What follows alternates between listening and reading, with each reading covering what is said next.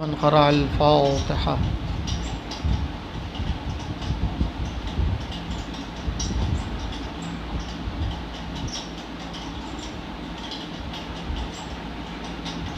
لا حول ولا قوة إلا بالله العلي العظيم. أعوذ بالله من الشيطان اللعين الرجيم. بسم الله الرحمن الرحيم. الحمد لله الذي لم يتخذ ولدا ولم يكن له شريك في الملك ولم يكن له ولي من الذل وكبره تكبيرا. والصلاة والسلام والتحية والإكرام على نبينا وحبيب قلوبنا وطبيب نفوسنا مولانا أبي القاسم محمد وعلى أهل بيته الطيبين الطاهرين المعصومين ولعنة الله على أعدائهم أجمعين. أما بعد، فقد قال الحكيم في كتابه العظيم: بسم الله الرحمن الرحيم. وذكرهم بأيام الله إن في ذلك لآيات لكل صبار شكور. عزیزان محترم، ناظرین کرام، میرے وہ تمام مخاطب جو زمین کے جس نقطے اور جس گوشے اور جس زاویے میں پائے جاتے ہیں، ان سب کی خدمت میں ان ایام محرم کے عظیم دنوں کی تعزیت پیش کرتا ہوں۔ یقیناً یہ ایام وہ عظیم ایام ہیں کہ جن کا تذکرہ قرآن کی آیتوں میں موجود ہے۔ یہ کوئی تفسیر بالرائے نہیں ہے۔ میں نے جس آیہ کریمہ کی تلاوت کی ہے، سورہ ابراہیم کی آیت نمبر 5، جس میں قرآن واضح اعلان کر رہا ہے: اے پیغمبر، وذکرہم، انہیں یاد دلائیے، بے ایام اللہ، اللہ کے دنوں کی۔ کیوں یاد دلائیے؟ فلسفہ کیا ہے ان ایام کو یاد کرنے کا؟ وہ ایام جو ایام الہی ہیں، وہ ایام جو ایام خدا ہیں، انہیں یاد کرنے کا فلسفہ کیا ہے؟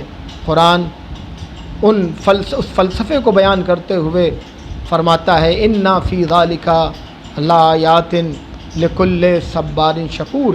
اس لیے کہ یہ ایام الہی جنہیں یاد کیا جاتا ہے، جنہیں پیغمبر سے کہا جا رہا آپ یاد دہانی کرائیے مومنین کو، اس کا فلسفہ یہ ہے، اس کی فلسفی یہ ہے، اس کا ریزن یہ ہے کہ تاکہ ہر صاحبان شکور اور صاحبان صبر خدا کی نشانیوں کو سمجھ سکیں۔ یعنی یہ ایام الہی آیات الہی ہیں۔ اب میں اس پر ابھی گفتگو کروں گا کہ یہ ایام الہی سے مراد کیا ہے، قرآن نے کیا کہا ہے، اور کس طرح سے یہ ایام الہی، یہی ایام ہیں جو ماہ محرم کے ایام ہیں۔ لیکن تمہیدی گفتگو میں اپنے تمام ناظرین کو، جو ٹی وی چینلوں کے حوالے سے، جو انٹرنیٹ کے حوالے سے، جو فیس بک کے حوالے سے، جو انسٹاگرام کے حوالے سے میری آواز جن تک پہنچ رہی ہے، اور جب تک یہ آواز پہنچتی رہے گی، میں آپ سے یہی گزارش کرتا ہوں کہ آپ مایوس نہ ہوں۔ یقیناً یہ ایام بہت سخت ہیں، یہ ایام امتحان کن ایام ہیں۔ ہمارے لیے دنیا کی تمام نعمتیں قوم شیعہ سے چھن جائیں، کھانا اس کے اوپر بند کر دیا جائے، پانی بند کر دیا جائے، ہمیں کوئی پرواہ نہیں ہے۔ ہمارے گھر اجاڑ دیے جائیں، ہمیں پرواہ نہیں ہے۔ اور ایسے حالات شیعہ تاریخ میں آئے بھی ہیں کہ جب تاریخ تشیع مختلف مصائب، مختلف پریشانیوں سے گزری ہے، جہاں ان کے گھر اجاڑ دیے گئے ہیں، جہاں ان پر پابندیاں لگائی گئی ہیں، جہاں انہیں بھوکا رکھا گیا ہے، پیاسا رکھا گیا ہے، لیکن اس کے باوجود وہ کبھی ان کے اندر استقلال میں کمی نہیں آئی ہے۔ لیکن ایام محرم میں جو مجالس ہیں ان کو برپا کرنے سے اگر روکا گیا ہے تو ہمیشہ شیعہ قوم نے اپنی قربانیاں پیش کی۔ اس عنوان سے یہ ایام بہت سخت ہیں ہمارے لیے کہ ہم گھر میں بیٹھ کر حسین کا تذکرہ کریں۔ نہایت مایوس کن ہے، اس لیے کہ یہ عظیم وبا، ہم سب کو یہ چاہیے کہ ہم بارگاہ الہی میں دعا کریں کہ پروردگار اس وبا کو جلد سے جلد تمام انسانوں کے سر سے، تمام مومنین کے سر سے اس کو دور فرما، تمام انسانیت کو اس سے نجات دلا دے۔ یہ اور بات ہے کہ قرآن کا واضح اعلان ہے کہ ظہر الفساد فی البر والبحر بما کسبت ایدی الناس، یہ جو خرابیاں پائی جاتی ہیں، چاہے وہ خشکی میں ہو چاہے وہ تری میں ہو، یہ سب انسانوں کے ہاتھوں کی کمائی ہوئی ہیں۔ لم یک مغیرن، اللہ کبھی بھی اپنی نعمتوں کو بدلتا نہیں ہے جو نعمتیں دیتا ہے، مگر انسان ان نعمتوں کو بدل دیتا ہے اپنے اعمال کے ذریعے سے۔ یہ وبا بھی خود انسانوں کے اپنے ہاتھوں کی کمائی ہوئی ہے، لیکن اس کے باوجود ہم بارگاہ خدا میں یہی عرض کرتے ہیں، پروردگار تجھے ان عظیم شخصیتوں کا واسطہ جن شخصیتوں کی یاد میں ہم آج اپنے گھروں میں بیٹھ کر مجالس حسین برپا کر رہے ہیں، کہ جلد سے جلد اس وبا کو تمام مومنین کے سروں سے دور فرما، تمام شیعان حیدر کرار اور حسین کے چاہنے والے غلامان حسین، غلامان پیغمبر اکرم کے سروں سے اس کو دور فرما، تمام انسانیت کو اس عظیم وبا سے نجات دلا دے۔ یقیناً اس کا فلسفہ ہے جو خود ایک موضوع ہے کہ یہ امتحان خداوند عالم لیتا ہے، اور خود قرآن نے کہا ہے کہ ہم امتحان لیں گے، کبھی مال کی کمی کے ذریعے، کبھی اموال کی کمی کے ذریعے سے، اور کبھی جان و مال اور بیماریوں کے ذریعے سے، لیکن ہمارے لیے ساری انسانیت کے لیے امتحان ہے، لیکن ہمارے لیے آج محرم میں یہ امتحان کی گھڑیاں اور بڑھ گئی ہیں۔ وہ جلوس اذاں جن کو ہم نکالتے تھے، وہ مجالس اذاں جنہیں ہم برپا کرتے تھے، جو امام بارگاہوں میں ایک عظیم اجتماع میں برپا ہوتی تھی، آج ہم مجبور ہیں کہ انہیں چند افراد میں برپا کریں، اپنے گھروں میں برپا کریں، انٹرنیٹ کے ذریعے سے برپا کریں، سوشل میڈیا کے حوالے سے برپا کریں۔ یہ ہمارے لیے عظیم امتحان ہے، لیکن میں یہاں پر ایک نقطے کی طرف متوجہ کرنا چاہتا ہوں، میرے نوجوانوں، میرے بھائیوں، میری وہ بہنیں جو اپنے گھروں میں بیٹھ کر میری آوازوں کو سن رہی ہیں، وہ خواتین جو اپنے گھروں میں بیٹھ کر میری اس آواز کو سن رہی ہیں، اسے پریشان ہونے کی ضرورت نہیں ہے۔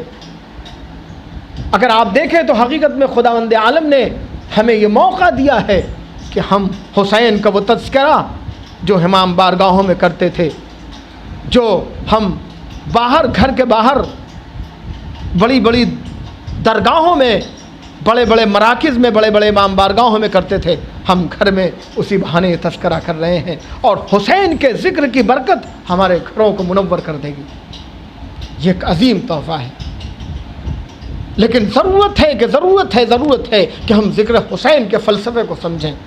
وہ فلسفی کیا ہے کہ جس کی بنیاد پر حسین نے عظیم قربانی پیش کی تھی، اور ہم انشاءاللہ اپنی مسلسل ان گفتگو میں جو 10 دن جاری رہے گی، میں آج ہی اپنے تمام ناظرین سے گفتگو کر رہا ہوں اور ان سے گزارش کرتا ہوں کہ جتنے بھی ٹی وی، جتنے بھی یہ چینل ہیں سوشل میڈیا کے حوالے سے، چاہے وہ عددار 313 ہو یا اس کے علاوہ اور بھی جو میری آوازوں کو آپ تک پہنچا رہے ہیں، آپ اس چینل سے وابستہ رہیں، اور انشاءاللہ میں کوشش یہ کروں گا کہ کربلا کی فلسفی کیا ہے، آخر وہ وجہ کیا تھی جس کے لیے فرزند زہرا، علی کے لاڈلے نے، نبی کے لخت جگر نے، نواز رسول نے اپنی قربانی پیش کی، اپنی عظیم قربانی پیش کی، اپنے بچوں کی قربانی پیش کی، اپنے بھائیوں کی قربانی پیش کی، اپنے اولاد کی قربانی پیش کی، اپنے اصحاب کی قربانی پیش کی، ان تمام اپنے ساتھیوں کی قربانی پیش کی، کہ جن کے سلسلے میں ایک جملہ کہا کرتا ہوں کہ اگر حسین کے کسی ساتھی کی ایک خون کے حفاظت کرنے کے لیے تمام انسانیت کو قربان کر دیا جائے تو کر دیا جانا چاہیے، اس لیے کہ حسین کے ساتھ جو 72 افراد آئے تھے وہ عظیم انسانوں کی ایک انجمن تھی جو سب حسین کے نقش قدم پر چل رہے تھے۔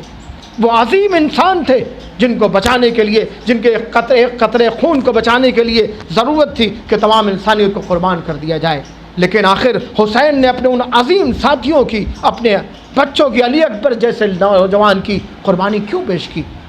ضرورت ہے ہم اس فلسفے کو سمجھیں۔ یہ مجالس، یہ درسگاہ ہے، یہ درس ہے، یہ یونیورسٹی ہے، یہ کالج ہے جہاں پیغام توحید ملتا ہے، جہاں اخلاقیات کے درس سکھائے جاتے ہیں، جہاں انسانی ویلیوز ہمیں بتائی جاتی ہے۔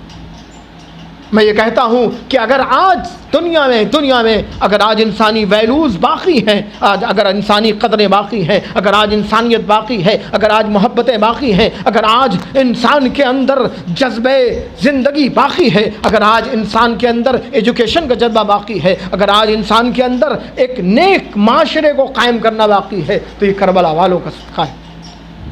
اگر حسین نے قربانی پیش نہ کی ہوتی، اگر حسین کی عظیم قربانیاں نہ ہوتی، تو آپ یقین جانیے انسانیت فنا ہو چکی ہوتی، انسانیت مٹ چکی ہوتی، انسانیت تباہ و برباد ہو جاتی۔ یہ حسین والوں کا صدقہ ہے جنہوں نے اپنی عظیم قربانیاں پیش کر کے انسانیت کو بچایا ہے، انسانی ویلیوز کو بچایا ہے، انسانی قدروں کو بچایا۔ تو میں نے یہ ابتدائی گفتگو میں یہ کرونا وائرس کے سلسلے سے میں نے عرض کیا کہ آپ پریشان نہ ہوں، نہ جانے کتنی مصیبتیں آئی ہیں اور گزر گئی ہیں اور گزر جائیں گی، یہ بھی گزر جائے گی۔ میرے بھائیوں، میرے دوستوں، میرے نوجوانوں، میرے بوڑھوں، میری ماؤں، میری بہنوں، جو میری بیٹیوں میری آوازیں جو سن رہی ہیں، آپ بالکل مایوس نہ ہوں اور گھر میں بیٹھ کر حسین کا تذکرہ کریں، حسین کے پیغام سے لوگوں کو آشنا کریں۔ اور ضرورت ہے کہ سب سے پہلے ہم خود حسین کے میسج کو سمجھیں، حسین کے کربلا والوں کے میسج کو سمجھیں، کربلا والوں کے پیغام کو سمجھیں۔ حسین کیا پیغام دینا چاہتے تھے، حسین نے کیوں قربانیاں پیش کی تھیں، اسے ہم سمجھیں۔ حسین کی عظیم قربانیاں کیوں تھیں، اسے ضرورت ہے ہم سمجھیں۔ اور اسی بات کو قرآن نے کہا ہے وَذَكِّرْهُمْ بِأَيَّامِ اللَّهِ، اے پیغمبر آپ انہیں ایام الہی کی یاد دہانی کرائیں۔ ان فی ذلک لآیات، اس لیے کہ اس میں نشانیاں ہیں، لکل صبار شکور، ہر صبر کرنے والوں کی۔ تو عزیزو، اگر آپ قرآن کی اس آیت کے حوالے سے مفسرین کے اگر نظریات کو دیکھیں گے تو مفسرین الگ الگ زاویوں سے بیان کرتے ہیں کہ ایام الہی سے مراد کیا ہے۔ ظاہر سی بات ہے یہ آیت جناب نوح کے حوالے سے بیان کی گئی ہے، بعض مفسرین نے کہا اس سے مراد ایام الہی سے مراد وہ نوح کے زمانے کا طوفان ہے کہ جب جناب نوح نے یہ دعا کی تھی یا رب لا تذر علی الارض من الکافرین دیارا، پروردگار سرزمین پر کفار کے ایک بھی گھر کو نہ چھوڑ، اور پھر عظیم طوفان آیا اور پھر مومنین اس سے نجات پا گئے۔ تو سب نے کہا یہ مراد ہے ایام الہی سے۔ بعد نے کہا جس دن حضرت آدم آئے تھے اس سرزمین پر وہ ایام الہی سے مراد ہے۔ بعض مفسرین نے کہا کہ جس دن جناب ابراہیم آتش نمرود سے نجات پائے تھے وہ ایام الہی سے مراد ہے۔ بعد نے کہا جناب موسیٰ جب قوم بنی اسرائیل کو لے کر دریائے نیل سے گزرے تھے تو ایام الہی سے مراد وہ ایام ہیں۔ بعد نے کہا کہ پیغمبر اکرم کے زمانے میں جو جنگیں لڑی گئی تھیں، جنگ بدر، جنگ احد، جنگ خیبر و خندق، وہ ایام الہی سے مراد ہے۔ یقیناً یہ تمام ایام الہی سے مراد ہو سکتے ہیں۔ یقیناً حضرت آدم آئے، چونکہ قرآن کہتا ہے ذکرہم بایام اللہ، ایام الہی کی یاد دہانی کرائیے جس سے ہمیں خدا یاد آئے۔ اس لیے کہ ان ایام میں نشانیاں ہیں خدا کو پہنچنے کی، خدا کی معرفت کی، خدا تک پہنچنے کی، خدا کو سمجھنے کی۔ تو اگر یہ ایام الہی ہیں، جناب آدم کا اس سرزمین پہ آنا خدا کی یاد کا سبب بن سکتا ہے۔ اگر جناب ابراہیم کا آتش نمرود سے بچ جانا ایام الہی خدا کی یاد کا سبب بن سکتا ہے۔ عزیز و بہت توجہ، آپ پوری طرح مسلسل چاہے اپنے موبائل کے ذریعے دیکھ رہے ہوں یا اپنے کمپیوٹر کے ذریعے دیکھ رہے ہوں، آپ کچھ دیر میرے ساتھ رہیے۔ یقیناً میں کسی خاص مطلب، کسی عظیم مطلب کی طرف آپ کے ذہنوں کو لے جانا چاہ رہا ہوں۔ اگر جناب ابراہیم کا آتش نمرود سے بچ جانا ایام الہی کا مصداق بن سکتا ہے، اگر جناب موسیٰ کا دریائے نیل سے نجات پا جانا اور بنی اسرائیل کا نجات پا جانا خدا کی یاد کا سبب بن سکتا ہے، اور یقیناً بنتا ہے کہ خدا کیسے اپنے بندوں کی حفاظت کرتا ہے اور کیسے انہیں نجات دلاتا ہے۔ وہی دریائے نیل جس میں فرعون پوری طرح غرق ہو گیا، لیکن جناب موسیٰ اور ان کے ساتھی مکمل طور سے نجات پا گئے۔ یقیناً اس واقعے کو سننے کے بعد خدا یاد آتا ہے، اور کیوں نہ خدا یاد آئے۔ اگر جناب ابراہیم آتش نمرود سے بچ جاتے ہیں، وہ آگ جس کو جلانے کے لیے پوری قوم اکٹھا ہو گئی تھی، پوری سلطنت لگ چکی تھی، حکومتیں لگ چکی تھیں، ہر آدمی اپنی طرف سے اپنا بیسٹ دینے کی کوشش کر رہا تھا، اور وہ آگ جو مہینوں جلائی گئی تھی، لیکن جناب ابراہیم کے لیے خدا نے کہا یا نار کونی بردم و سلاما علی ابراہیم، آگ ابراہیم کے لیے گلزار بن جا۔ تب اس آگ کو دیکھ کر جب جناب ابراہیم مسکراتے ہوئے اس آگ سے نکل آئے، کیا جناب ابراہیم کو دیکھ کر اس واقعے کو سن کر خدا نہیں یاد آئے گا؟ یقیناً خدا یاد آئے گا۔ اگر جناب موسیٰ کے بچ جانے سے خدا یاد آتا ہے، اگر جنگ بدر جہاں صرف مسلمان 313 ہے، 313 مسلمان ہے، اور کفار کا عظیم لشکر اس کو شکست دے سکتا ہے، اور اس بنیاد پر یقیناً خدا یاد آتا ہے کہ خدا نے کس طرح سے اپنے بندوں کو نجات دلائی، جنگ احد میں کس طرح سے مسلمانوں کی مدد کی، یقیناً جنگ صفین میں حضرت علی کی جنگ کو دیکھ کر خدا یاد آتا ہے۔ لیکن قرآن نے کہا ہے اِنَّا فِي ذَلِكَ لَآيَاتٍ لِكُلِّ صَبَّارٍ شَكُورٍ، یہ صبر اور شکر گزار بندوں کے لیے خدا تک پہنچنے کی نشانیاں ہیں۔ عزیزو، جب میں تاریخ انسانیت کا مطالعہ کرتا ہوں، حضرت آدم کے واقعے کو میں نے دیکھا، حضرت نوح کے واقعے کو دیکھا، ابراہیم کو آگ سے بچتے ہوئے دیکھا، جناب موسیٰ کو دریائے نیل سے نجات پاتے ہوئے دیکھا، جناب پیغمبر اکرم کو جنگ بدر میں کامیاب ہوتے ہوئے دیکھا، حضرت علی کی زندگی کے تمام واقعات، بلکہ حضرت علی کی زندگی کا ہر دن ایام الہی ہے۔ پیغمبر کی زندگی کا ہر دن صرف جنگوں کی بات نہیں کر رہا ہوں، بلکہ ہر دن آپ کا ایام الہی کا مصداق ہے۔ لیکن اگر ان تمام واقعات کو ایک طرف رکھا جائے اور کربلا کے صرف چند گھنٹوں کو جو روز عاشورہ امام حسین نے اپنے ساتھیوں کے ذریعے کربلا کے میدان میں جو ایک عظیم معاشرہ قائم کیا تھا، جو قربانیاں پیش کی تھیں، اگر تمام انسانیت کے تاریخ انسانیت کے تمام واقعوں کو ایک طرف رکھا جائے اور کربلا کے اس واقعے کو ایک طرف رکھا جائے، تو صبر و شکر کی جو مثال کربلا میں دکھائی دیتی ہے، وہ نہ نوح کے ہاں دکھائی دیتی ہے، نہ ابراہیم کے ہاں دکھائی دیتی ہے، نہ موسیٰ و عیسیٰ کے ہاں دکھائی دیتی ہے، حتیٰ نہ پیغمبر اکرم کے ہاں دکھائی دیتی ہے، نہ علی مرتضیٰ کی زندگی میں دکھائی دیتی ہے۔ اس لیے کہ بہرحال پیغمبر اکرم کی زندگی میں جو پیش آنے والی جنگیں تھیں، سب میں مسلمان جاتے تھے یہ سوچ کے جاتے تھے شہید ہو گئے، مر گئے تو شہید ہوں گے، لیکن زندہ واپس آنے کا امکان تھا کہ غازی کہلائیں گے۔ حضرت علی کی جنگوں کا بھی یہی عالم تھا، لیکن کربلا میں جو بھی حسین کے ساتھ آیا تھا، وہ اس جذبے کے ساتھ آیا تھا کہ دین الہی کے لیے قربانیاں پیش کرنی ہے۔ لہذا کسی کو اپنی زندگی کی تمنا نہیں تھی، سب کو موت کی تمنا تھی۔ اب واقعہ کربلا کو دیکھ کر خدا نہ یاد آئے گا تو پھر اب کب یاد آئے گا؟ مسلمانوں، ضرورت ہے کہ تم کربلا تک آؤ۔ اگر تمہیں خدا کو یاد کرنا ہے، خدا تک پہنچنا ہے، معرفت الہی تک پہنچنا ہے، تو ضرورت ہے کہ تم کربلا کے واقعے کو دیکھو، حسین کی قربانیوں کو دیکھو۔ اگر آج انسانیت حسین کے واقعے کو، کربلا کے واقعے سے وابستہ ہوتی تو وہ خدا تک پہنچ چکی ہوتی۔ یقیناً عزیزان محترم، مومنین کرام، کربلا کا واقعہ یاد الہی کے لیے تھا۔ حسین نے قربانی اس لیے نہیں پیش کی تھی کہ حسین کو اقتدار کی ضرورت تھی، حسین حکومت چاہتے تھے، نہیں، حسین حکومت نہیں چاہتے تھے۔ حسین کو حکومت کی کیا ضرورت جو خود منصب امامت پہ فائز ہو؟ اسے مقام و منزلت کی کیا ضرورت جو بچپنے میں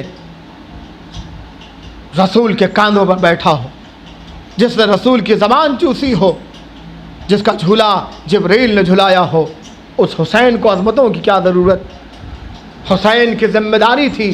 حسین نے کہا کہ جب دیکھا کہ یزید جیسا فاسق و فاجر مسلمانوں کا حاکم بن چکا ہے، تو آپ نے آواز دی والاسلام سلام اذ بلیت الامہ برائم مثل یزید، اسلام اسی وقت رخصت ہو جائے گا جب یزید جیسا سربراہ اگر نظام حکومت کو سنبھالنے لگے گا۔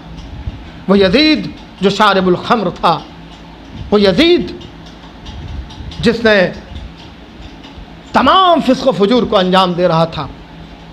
اس لیے جب یزید نے حسین سے بیعت کا مطالبہ کیا تو حسین نے کہا حیات من الذلہ، الا ان الداعی وابن الداعی قد رکض بین السلۃ والذلہ، حیات من الذلہ، فرزند زناکار نے حسین کو یا قتل ہونے کی دعوت دی ہے یا بیعت کی، تو حسین قتل ہونے کے لیے تیار ہے۔ اور پھر آپ کا عظیم جملہ جو تاریخ نے اپنے صفحات میں محفوظ کیا ہے، آپ نے فرمایا ان لم یستقم دین محمد فیا سیوف قتیلی، ان لم یستقم دین محمد فیا سیوف خذینی۔ حسین کا یہ عظیم جملہ کہ اگر تلواروں، اگر دین محمد حسین کے بغیر قتل ہوئے نہیں بچ سکتا ہے تو تلواروں آؤ اور حسین کو لے لو۔ حسین شہادت کے لیے تیار۔ عزیزوں میں مصائب کی طرف آ رہا ہوں۔ پہلی محرم آ چکی ہے، فرش ادا بچ چکے ہیں، ہم نے گھروں کو ادا خانہ بنا لیا ہے، اگرچہ ہمارے گھر ادا خانے ہیں، ہمارا دل حسین کا ادا خانہ ہے، اس لیے کہ کربلا کسی جغرافیے کے کسی نقشے میں پائے جانے والی سرزمین کا نام نہیں ہے۔ شاید دنیا کے لیے کربلا عراق میں پایا جانے والا وہ شہر ہو جہاں امام مظلوم کا روضہ ہے، لیکن ایک مرد مومن کے لیے، ایک حسین کے چاہنے والے کے لیے کربلا اس کا دل ہے، اس کا پورا وجود ہے۔ اس لیے امام سید سجاد نے فرمایا تھا کل ارض کربلا کل یوم عاشورا، ہر دن عاشورا ہے اور ہر زمین کربلا ہے، ہر سرزمین سرزمین کربلا ہے۔ ہمارا دل، مومن کا دل کربلا ہے، ہمارا گھر کربلا ہے، اس لیے کہ جہاں حسین کا تذکرہ ہو وہ سرزمین کربلا ہے۔ لیکن یہی کربلا حسین کا جب یہ قافلہ مدینے سے نکلتا ہے، جب معاویہ ابن ابی سفیان امیر شام اس دنیا سے جاتا ہے، اور اس کے بعد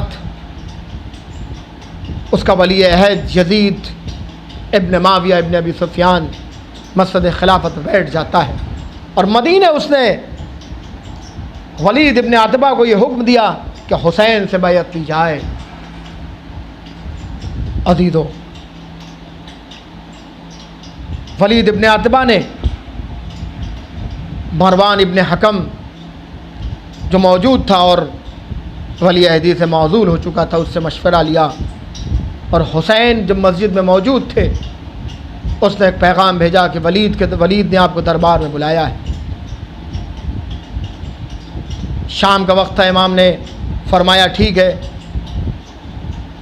کل دن کی روشنی میں میں دربار میں آ جاؤں گا۔ اور پھر حسین نے کہا کہ لگتا ہے معاویہ اس دنیا سے چلا گیا، لیکن مروان نے ولید کو مشورہ دیا کہ حسین کو فوراً بلایا جائے۔ اب رات کے سناٹے میں جب ولید نے حسین ابن علی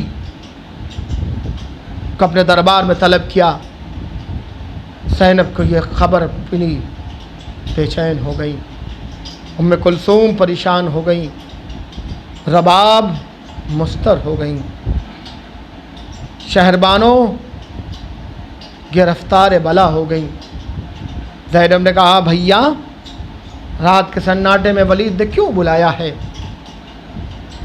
فوراً زینب عباس ابن علی کے پاس جاتی ہیں، علی اکبر کے پاس جاتی ہیں، اون و محمد کے پاس جاتی ہیں، اور سب سے کہتی ہیں دیکھو بھائی میرا ماجایا ولید کے دربار میں جا رہا ہے، ابھی 18 بنی ہاشم زندہ تھے، حسین کے ساتھ یہ بنی ہاشم، جو روایت کے الفاظ ہیں کہ 30 بنی ہاشم کے نوجوان حسین کے ساتھ جاتے ہیں، میان میں سب کے تلواریں ہیں، زینب کو ڈھارس ہے کہ میرا بھیا ولید کے دربار میں جا رہا ہے تو اکیلے نہیں جا رہا ہے، لیکن اس کے باوجود زینب کا عالم یہ ہے، تاریخ بتاتی ہے کہ جناب زینب گھر کے آنگن میں مسلسل ٹہل رہی ہیں، کبھی ڈیوڑی پہ آتے ہیں، اپنے ماجائے کا انتظار کرتی ہیں، عزیزو بہن کو جو بھائیوں سے محبت ہوا کرتی ہے آپ اس کی مثال پائی جاتی ہے۔ لیکن کربلا میں حسین کے لیے زینب نے اپنی عظیم محبت کو جس طرح سے اجاگر کیا ہے وہ تاریخ انسانیت میں کسی بہن اور بھائی میں دکھائی نہیں دیتی۔ جناب زینب انتظار کرتی، ادھر حسین جاتے ہیں ولید کے دربار میں، اور ولید نے حسین سے وہی کہا تھا جس کا علم میرے مولا کو تھا۔ امام حسین نے 18 بنی ہاشم کو کہا کہ تم لوگ دربار کے باہر رہو، جیسے میری آواز بلند ہو تم لوگ دربار کے اندر آ جانا۔ ولید سے گفتگو ہو رہی تھی، امام حسین نے کہا کہ اگر تم میرا جواب سننا چاہتے ہو تو کل مسجد میں مومنین کو بلانا اور میں وہیں اعلان کر دوں گا کہ میرا نظریہ کیا ہے یزید کی خلافت، یزید کا بیعت کے سلسلے میں۔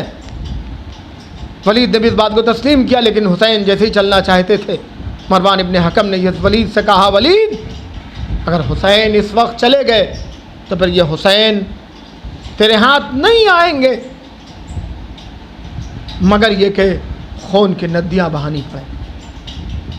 ایک مرتبہ شیر خدا کے شیر کو جلال آ جاتا ہے اور حسین کہتے ہیں، یبن الزرقاء اتقتلنی ام ہوا، کیا تو مجھے قتل کرے گا یا ولید مجھے قتل کرے گا؟ عزیزو ابھی علی اکبر زندہ تھے، عباس زندہ تھے، ابھی کربلا نہیں آئی ہے، یہ مدینہ ہے۔ حسین کی آواز سنتے ہی بنی ہاشم ننگی تلواروں کے ساتھ دربار میں پہنچ جاتے ہیں، اور پھر امام مظلوم اپنے بیت الشرف واپس آتے ہیں۔ اور پھر دن میں ولید جب امام حسین سے ملاقات کرتا اور کہتا ہے کہ حسین آپ بیعت کر لیجئے ورنہ آپ کو شہید ہونا پڑے گا، تو امام حسین نے یہی کہا کہ قد رکض بین السلۃ والذلہ ہیہات من الذلہ، حسین بیعت نہیں کر سکتا، حسین سر دے سکتا ہے لیکن سر جھکا نہیں سکتا۔ عزیزو اب حسین نے قربانی کا فیصلہ کیا۔ جہاں حسین کے مقصد کو اس وقت کے بڑے بڑے صحابہ، بڑی بڑی مسلمانوں کی شخصیتیں جنہیں آج امت اسلامیہ اپنی بڑی شخصیت تسلیم کرتی ہے، حسین کے مشن کو نہیں سمجھ سکے، وہ حسین کو آگے مشورہ دے رہے تھے، حسین آپ مدینے میں رہ جائیے، آپ کربلا نہ جائیے، آپ کوفے کی طرف نہ جائیے۔ لیکن انہیں کیا پتا تھا کہ حسین نے فیصلہ کیا تھا، حسین جانتے تھے کہ اگر روح قرآن کو بچانا ہے، اگر اسلام کو بچانا ہے، اگر دین محمد کو بچانا ہے تو اس کے لیے حسین کو اپنی قربانیاں پیش کرنی ہوں، اور صرف اپنی قربانیاں نہیں بلکہ 6 مہینے علی اصغر کی قربانیاں پیش کرنی ہوں گی، علی اکبر کی قربانیاں پیش کرنی ہوں گی، اون محمد کی قربانیاں پیش کرنی ہوں گی، برابر کے بھائی عباس کی قربانیاں پیش کرنی ہوں گی، زینب و ام کلثوم کی چادروں کی قربانیاں پیش کرنی ہوں گی۔ راوی بتاتا ہے کہ میں بصرے سے مدینے پہنچا تھا کہ میں نے دیکھا کہ مدینے والوں کے چہرے مزمعل ہیں۔ میں نے پوچھا کہ مدینے میں یہ کیا عالم ہے، کیوں اتنا افسردہ ہیں لوگ؟ تو مدینے والوں نے بتایا کہ آج حسین مدینہ چھوڑ کر مدینہ چھوڑ کے جا رہا ہے۔ ہاں حسین مدینہ چھوڑ کے جا رہے تھے۔ یقیناً رسول اللہ نے بھی اپنے وطن مکے سے مدینہ ہجرت کی تھی، لیکن قرآن نے آپ سے یہ وعدہ کیا تھا کہ اے پیغمبر آپ اپنا شہر چھوڑ تو رہے ہیں اور مدینہ جا رہے ہیں، لیکن آپ دوبارہ آپ کو خدا آپ کے شہر واپس لائے گا۔ اور پیغمبر اکرم کس طرح کس شان سے مکے واپس آئے تھے کہ فتح مکہ کی صورت میں آپ فتح و کامیابی کے ساتھ واپس آئے۔ حسین کا بھی لٹا ہوا قافلہ 8 ربیع الاول کو مدینے واپس آئے گا، لیکن جب حسین نہ ہوں گے، علی اکبر نہ ہوں گے، اون محمد نہ ہوں گے، قاسم نہ ہوں گے، بیویاں ہوں گی، ان کے وارث نہ ہوں گے۔ عزیز و حسین نے حکم دیا، قافلہ تیار ہونے لگا۔ راوی کہتا ہے، حمید ابن مسلم کا بیان ہے کہ میں نے دیکھا کہ حسین بیت الشرف کے باہر ایک کرسی پہ بیٹھے ہوئے ہیں، سواریاں تیار ہو رہی ہیں، ایک ایک بیویاں گھروں سے نکل رہی ہیں اور اپنی اپنی سواریوں پر سوار ہو رہی ہیں۔ کبھی ایک بیوی نکلتی ہیں، میں نے دیکھا ایک نوجوان دوڑتا ہے اور بیوی کو سہارا دے کر پشت ناقہ پر سوار کرتا ہے۔ میں نے پوچھا یہ کون بیوی ہیں؟ کسی نے جواب دیا تم نے دیکھا نہیں، یہ علی کی چھوٹی بہو ام لیلہ تھیں، تم نے دیکھا نہیں علی اکبر نے کس طرح کس شان سے اپنی ماں کو سوار کیا۔ اتنے میں ایک بیوی نکلی کہ ایک 13 سالہ نوجوان بڑھا اور اس نے سہارا دے کر ان بیوی کو سوار کرایا۔ میں نے پوچھا یہ بیوی کون تھی؟ کسی نے جواب دیا ارے یہ علی کی بڑی بہو ام فروہ تھی، تم نے دیکھا نہیں قاسم نے کس طرح اپنی ماں کو سوار کرایا۔ ایک ایک بیویاں نکلتی رہیں، آگے بڑھتے رہے نوجوان اور سوار کراتے رہے کہ کیا دیکھتا ہوں کہ ایک مرتبہ بیت الشرف کا دروازہ کھلتا ہے اور ایک عظیم بیوی جن کی جلالت سے لوگوں کی نگاہیں جھکتی جا رہی تھیں آگے بڑھتی ہیں اور پشت ناقہ پر سوار ہونا چاہتی ہیں کہ ایک طرف سے علی اکبر دوڑتے ہیں، ایک طرف سے اون محمد دوڑتے ہیں، ایک طرف سے قاسم دوڑتے ہیں، ایک طرف سے عباس دوڑتے ہیں اور ایک طرف سے خود حسین مظلوم اپنی کرسی چھوڑ کر پہنچتے ہیں اور بڑی عظمت و شان کے ساتھ ان بیوی کو سوار کراتے ہیں۔ میں نے پوچھا کہ بھیا یہ بتاؤ یہ بیوی کون تھی؟ کسی نے جواب دیا تم نے پہچانا نہیں، ارے یہ علی کی بیٹی زینب اولیاء مقام تھی، تم نے دیکھا نہیں کس شان سے عباس و حسین نے، علی اکبر نے، اون محمد نے، قاسم نے اپنی پھوپھی کو سوار کرایا۔ ہاں عزیزو جناب زینب اس شان سے پشت ناقہ پہ سوار ہوئی۔ بس میں اپنی بات کو مکمل کر رہا ہوں، بس 2 منٹ اور آپ کی زحمت تمام۔ جزاکم اللہ خیر الجزا، خدا آپ کو کسی غم میں نہ رلائے سوائے غم اہل بیت کے۔ اللہ اہل بیت پر محرم کے ایام میں کیسے غم پڑے، کیسی مصیبتیں پڑی۔ عزیزو ایک مرتبہ جب بیویوں کا یہ قافلہ تیار ہو جاتا ہے، جناب زینب نے عباس کو بلایا، بھیا عباس یہاں آؤ، یہ بتاؤ کہ راستے میں سارے انتظامات ہیں؟ حضرت عباس نے کہا سارے انتظامات ہیں۔ ایک مرتبہ جناب زینب نے عباس سے کہا اے بھیا یہ بتاؤ کہ جس شان سے تم ہمیں مدینے سے لے کر جا رہے ہو اسی شان سے مدینے واپس لاؤ گے؟ ایک مرتبہ عباس نے وعدہ ضرور کیا، لیکن اللہ جب یہ لٹا ہوا قافلہ 11 محرم کو کربلا سے کوفے کی طرف جانے لگا، ارے جناب زینب نے ایک ایک بیویوں کو پشت ناقہ پہ سوار کرایا، لیکن علی کی مظلوم بیٹی نے جب تنہا بچ جاتی ہے، ایک مرتبہ پشت ناقہ کی طرف نگاہ کرتی ہے، ایک مرتبہ اپنی بے کسی کو دیکھتی ہے، اللہ زینب کیسے سوار ہو؟ ایک مرتبہ جناب زینب نے مقتل کو رخ کیا، حسین کو آواز نہیں دی، کسی اون محمد کو آواز نہیں دی، علی اکبر کو آواز نہیں دی، بلکہ ایک مرتبہ ترائی کی طرف رخ کر کے آواز دی، آئین آخی العباس، ارے میرے بھیا عباس کہاں ہو؟ تم نے مدینے میں وعدہ کیا تھا کہ میں جس شان سے لے جا رہا ہوں اسی شان سے تمہیں واپس مدینے لاؤں گا، لیکن ہائے زینب کی یہ بے کسی، اب زینب کیسے سوار ہو؟ میں کہوں گا بی بی، ارے آپ کے شانوں کو، آپ کے بازوؤں کو تھامنے والا ترائی پر شانے کٹا کے سو رہا ہے۔ انا للہ و انا الیہ راجعون۔